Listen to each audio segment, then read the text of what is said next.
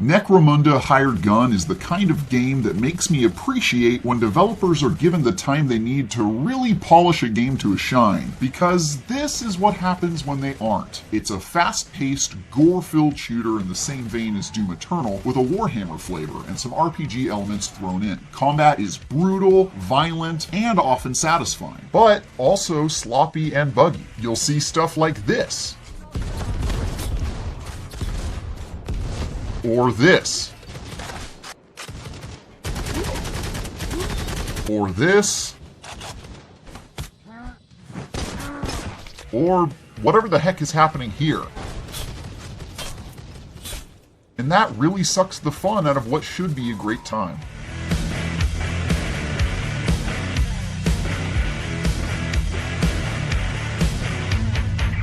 You can see the potential of the gunplay in the moments where things come together, especially when you find a weapon that fits your playstyle well, or you use Necromunda's insane mobility to take out the bad guys in some really awesome way. Between mid-air dashing, double jumping, and your grappling hook, you can slide across massive areas in seconds and take out enemies with extreme precision. Most of the weapons feel great, from powerful shotguns that turn people into red giblets at close range, to heavy weapons that can tear through enemies and scarcely need to be aimed. You also get a dog companion who can be summoned with a squeak toy to attack enemies, which can be pretty entertaining. She isn't the most useful in a fight, since you'll likely be moving a mile a minute and flying through the air, and your dog mostly wanders around, but at least she sometimes succeeds in drawing the enemy's attention. She can also be upgraded too, which lets her receive and deal more damage, making her marginally more useful, and there are some interesting cosmetic changes as each cybernetic implant gradually transforms your normal household pup into a robotic terror cyber doggo.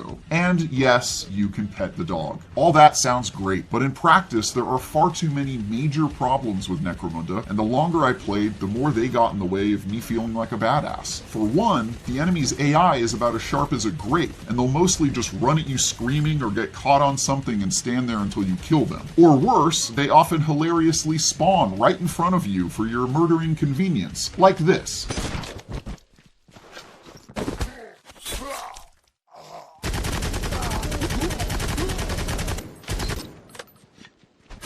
And some of Necromunda's design choices are just puzzling. For example, the lion's share of enemies can be killed instantly with a melee attack, a la Doom's glory kills. Because the AI are a bunch of helpless window lickers, more often than not they'll run right up to you while you're in an invulnerable animation. Hysterically, this sometimes leads to the bad guys literally forming a line in front of you, waiting for their turn to be gruesomely butchered.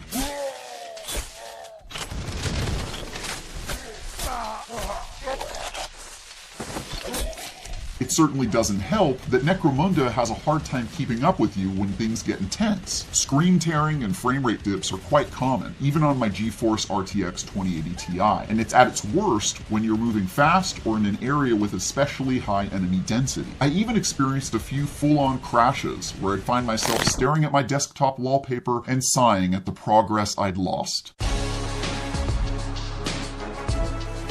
There's no interesting story to carry it through the rough parts either, because Necromunda's plot seems doomed almost from the start. As a mercenary, your character is as shallow as can be, and has almost no personal stake in any of the events throughout the campaign. Most quests start out with someone telling you about someone who needs killing. Your character replies with a short comment that usually amounts to wanting to be rich, then you're off to commit some war crimes. NPCs are equally shallow, with precisely zero memorable characters or reasons to pay much attention to what's happening with the story. The plot borders on being actually nonsensical in parts, and cutscenes are filled with truly unremarkable dialogue and awkward explanations with little payoff. It's disappointing because this all takes place in Warhammer 40k's bonkers sci-fi world where humanity has grown unchecked into something monstrous and unrecognizable. Instead of using the appealing setting to its advantage, Necromunda largely uses it as decoration for mindless action and gore. There's nothing wrong with turning your brain off for a while and enjoying some meaningless slaughter, in a video game anyway, but it certainly feels like wasted potential given all the lore and world building Warhammer 40k has going for it. And Necromunda frankly needed all the help it could get. That said, the sights you'll see along the way are actually quite impressive. Each level is massive and provides plenty of opportunity to wall run and grapple across rooms as you conduct your orchestra of destruction. You'll see massive metal trains, creepy, derelict structures, and even an obligatory sewer level, each with plenty of nooks and crannies hiding loot to be claimed, and enemies to be slaughtered. On the other hand, the campaign is short and ends with such little fanfare it actually made me laugh, but there are lots of side quests and repeatable content to keep you looting and shooting for much longer than the 6 to 8 hours the main missions offer. Side quests reuse areas from the campaign